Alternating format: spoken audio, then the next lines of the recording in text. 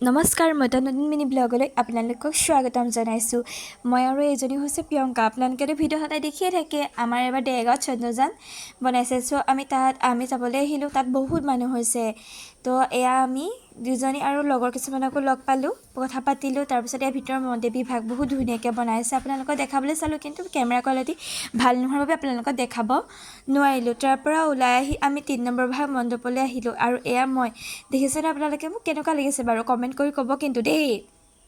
আৰু এয়া 2 নম্বৰ ভাগ মণ্ডপত দেখিলেই নহয় আপোনালোকে, মণ্ডপৰ ভিতৰখিনি দেখাইছোঁ আপোনালোকক। খুব ধুনীয়াকৈ দেৱী ভাগ বনাইছে আৰু ভাল লাগিলে দেৱী ভাগক দেখি। তাৰপিছত আমি ইয়াত দেৱীক চাই কৰি 3য় ভাগ মণ্ডপলৈ আহিলোঁ, কিন্তু তাৰ ভিতৰলৈ সোমাবলৈ ইমানেই ভিৰ, তো সোমাব নোৱাৰিলোঁ। চ' আমি ৰাৱণৰ ওচৰতে ফটো তুলিলোঁ। আৰু আপোনালোকৰ এই ফটো চাবলৈ হ'লে আপোনালোকে ইনষ্টাগ্ৰামলৈ যাব, শিৱানী বৰা WTত চাব আপোনালোকে ID-টোত। তাৰপিছত আৰু এয়া আমি লগৰজনী আমি ইয়াত খালোঁ কিবাকিবি, আৰু গোলা চোলা কিবাকিবি খালোঁ। আহি পেলাই এয়া চাওমিন খালোঁ আৰু মই পাস্তা খালোঁ।